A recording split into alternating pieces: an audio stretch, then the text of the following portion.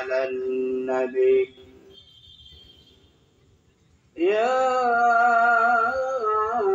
أيها الذين آمنوا صلوا عليه وسلموا تسليما اللهم صل على سيدنا مولانا محمد وعلى آل سيدنا مولانا محمد جرشري محبت بولي اللهم صل على سيدنا مولانا محمد وعلى آل سيدنا مولانا محمد بلغ العلا بكماله كشف الدجى بجماله حسنت جميع خصاله صلوا عليه وآله আরবের বুকে মক্কার পরে আমিনার যেথায় ঘর আল্লাহর করুণা কৌসার হয়ে জোরেছে বারংবার বালাগল علا بكماله كشف الدجى بجماله حسنت جميع خصاله صلوا عليه وآله معزز محترم সম্মানিত সভাপতি হযরত উলামায়ে কেরাম আমার সামনে উপবিষ্ট দিনদার পরেশগার মুত্তাকি ভাইয়েরা পর্দার অন্তরালের মা ও বোনেরা আলোচনার শুরুতেই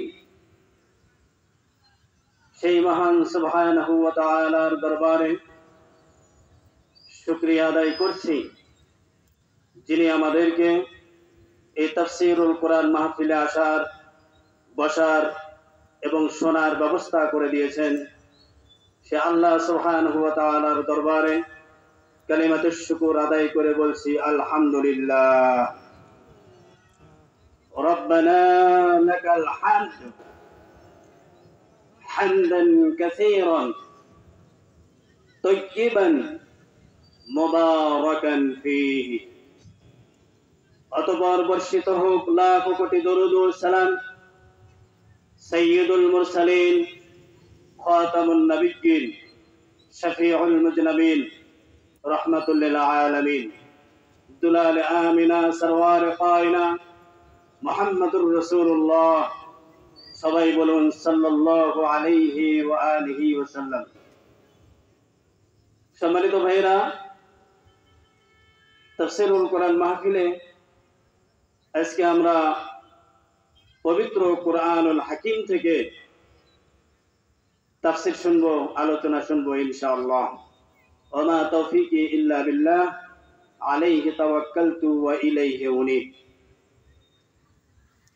আল্লাহ সুবহানাহু ওয়া তাআলা পৃথিবীর মানুষের ভালোর জন্য, পৃথিবীর মানুষগুলোকে হেদায়েত দেওয়ার জন্য, জাহান্নাম থেকে মুক্তি দেওয়ার জন্য, জান্নাতমুখী করার জন্য যুগে যুগে অসংখ্য নবী এবং রাসূল প্রেরণ করেছিলেন।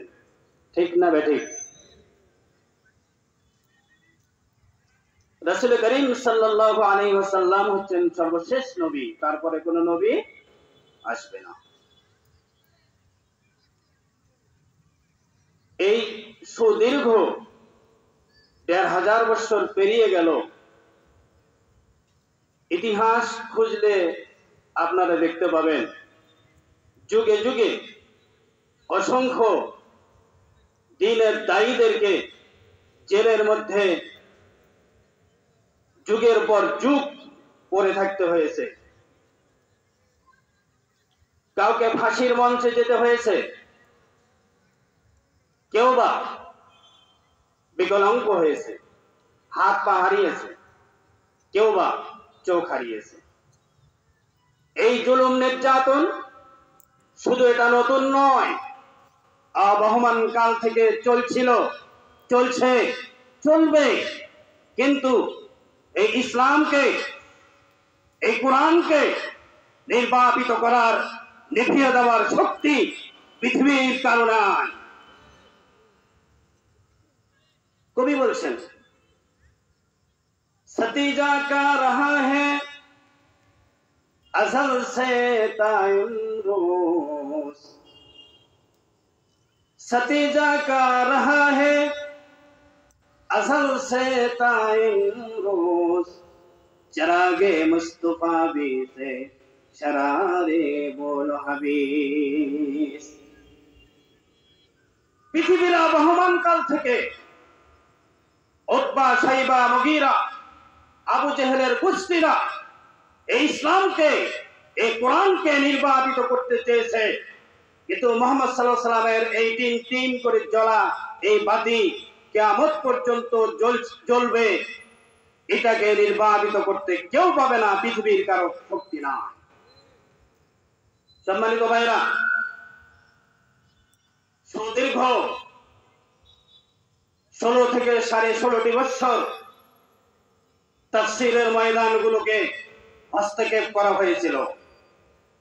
কোরআনের হক কথা আমাদেরকে বলতে দেওয়া হয়নি। অথচ আল্লাহ সুবহানাহু ওয়া তাআলা বলেছেন,